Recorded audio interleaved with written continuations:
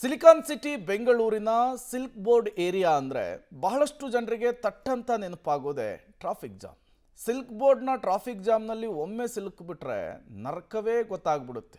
ಆ ಪ್ರಮಾಣದಲ್ಲಿ ಟ್ರಾಫಿಕ್ ಜಾಮಲ್ಲಿ ಕಾಣಸಿಗುತ್ತೆ. ಈ ಟ್ರಾಫಿಕ್ ಜಾಮಿಗೆ ಮುಕ್ತಿ ಹಾಡಬೇಕು ಅನ್ನುವಂತಹ ನಿಟ್ಟಿನಲ್ಲಿ ಈಗೊಂದು ಹೊಸ ಪ್ಲಾನನ್ನು ಮಾಡ್ಕೊಂಡಿದ್ದಾರೆ ಅನ್ನೋದು ಗೊತ್ತಾಗ್ತಾ ಇದೆ. ಏನದು ಹೊಸ ಪ್ಲಾನು? ಆ ಪ್ಲಾನ್ ಹೇಗೆ ಟ್ರಾಫಿಕ್ ಜಾಮನ್ನು ಕಡಿಮೆ ಮಾಡುತ್ತೆ? ಬನ್ನಿ ನೋಡ್ಕೊಂಡು ಬರೋಣ.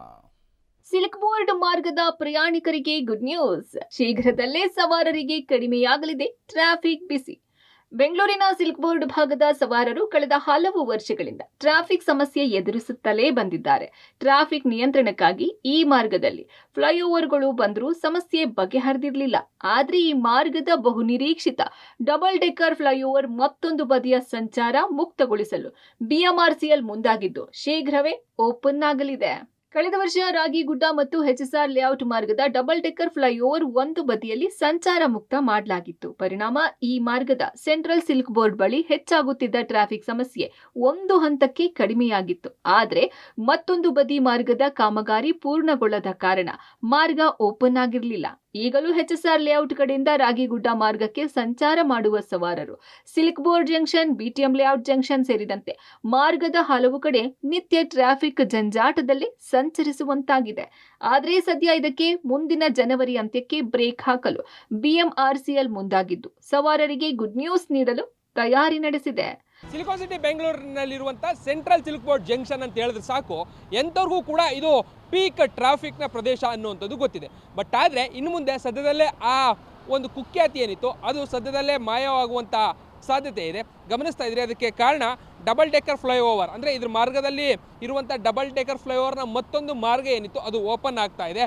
ಇದೇ ಹೊಸ ವರ್ಷಕ್ಕೆ ಬಿಎಂಆರ್ಸಿಎಲ್ ಗುಡ್ ನ್ಯೂಸನ್ನು ಕೂಡ ಕೊಡ್ತಾ ಇರುವಂಥದ್ದು. ಇದೇ ಜನವರಿ ಅಂತ್ಯದ ಒಳಗಾಗಿ ಸದ್ಯ ಮಾರ್ಗವನ್ನು ಓಪನ್ ಮಾಡುವಂಥ ನಿಟ್ಟಿನಲ್ಲಿ ತಯಾರಿಯನ್ನು ಮಾಡಲಾಗಿದೆ.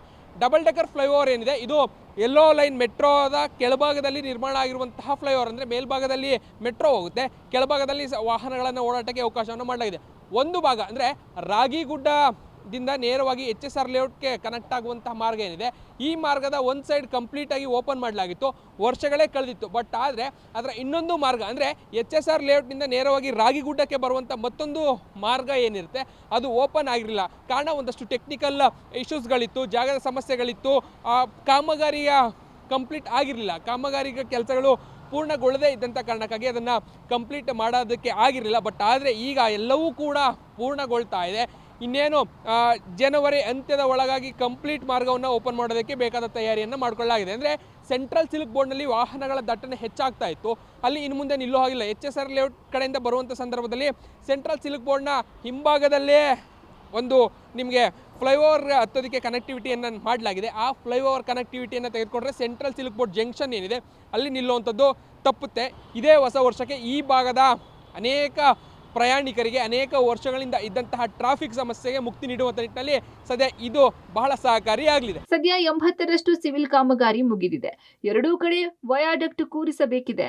ಸದ್ಯ ಇದು ಸೆಂಟ್ರಲ್ ಸಿಲ್ಕ್ ಬೋರ್ಡ್ ಮೆಟ್ರೋ ನಿಲ್ದಾಣದ ಪಕ್ಕದಲ್ಲೇ ಆಗ್ಬೇಕಿರೋದು. ಈಗಾಗಲೇ ಈ ಕಾರ್ಯಕ್ಕೂ ವೇಗ ನೀಡುವ ನಿಟ್ಟಿನಲ್ಲಿ ಬಿಎಂಆರ್ಸಿಎಲ್ ಮುಂದಾಗಿದ್ದು ಜನವರಿ ಆರಂಭದೊಳಗೆ ಕಾಮಗಾರಿ ಪೂರ್ಣಗೊಳಿಸಿ ಅಂತ್ಯದೊಳಗೆ ಎಲ್ಲಾ ಟೆಸ್ಟಿಂಗ್ ಪೂರ್ಣಗೊಳಿಸಿ ಸಂಚಾರ ಮುಕ್ತ ಮಾಡುವ ತಯಾರಿಯಲ್ಲಿದೆ. ಇವಾಗೆಲ್ಲ ನಿಮ್ಗೆ ಗೊತ್ತಿದೆ, ಆಲ್ರೆಡಿ ನಾವು ರಾಗಿಗುಡ್ಡದ ಕಡೆಯಿಂದ ಹೊಸೂರು ಮತ್ತು ಎಚ್ಎಸ್ಆರ್ ಕಡೆ ಹೋಗುವಂಥದ್ದು ಲೂಪ್ಸ್ ಆ್ಯಂಡ್ ಟ್ರಾಮ್ಸ್ ರೆಡಿಯಾಗಿದೆ. ಯಾಕಂದರೆ ನಾವು ಆ ಜಾಗದಲ್ಲಿ ಒಟ್ಟಿಗೆ ನಾವು ಕೆಲಸ ಮಾಡಿದ್ರೆ ಅಲ್ಲಿ ಇರೋವಂಥ ಟ್ರಾಫಿಕ್ಕಿಗೆ ಸಿಕ್ಕಾಪಟ್ಟೆ ಸಮಸ್ಯೆ ಆಗುತ್ತೆ ಅಂದ್ಬಿಟ್ಟು ಮೊದಲು ಅದನ್ನು ಮಾಡಿದ್ವಿ.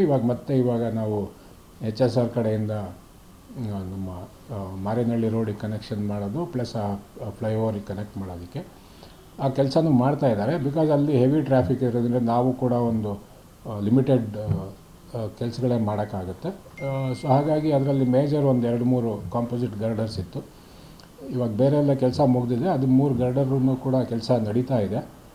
ಹಾಗಾಗಿ ನಮಗೆ ಕೆಲಸದ ಸಮಯ ಒತ್ತಡ ಇರೋದ್ರಿಂದ ನಾವು ಅದನ್ನು ಈ ತಿಂಗಳಲ್ಲಿ ಕೊನೆಯಷ್ಟರಲ್ಲಿ ಮುಗಿಸಿ ಅದು ತದನಂತರ ಅದಕ್ಕೆ ಬೇಕಾಗಿರುವಂಥ ಎಲ್ಲ ಸಿದ್ಧತೆಗಳು ಮಾಡಿಕೊಂಡು ಮೋಸ್ಟ್ಲಿ ನಾವು ಜನವರಿ ಅಂತ್ಯ ಅಷ್ಟರಲ್ಲಿ ಅದನ್ನು ಕೂಡ ನಾವು ಜನರು ಓಡಾಡೋಕ್ಕೆ ಬಿಡ್ತೀವಿ.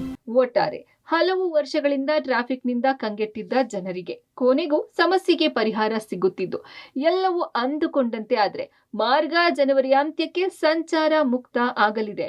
Raghu Mariswamy, metro bureau, public TV, Bengaluru.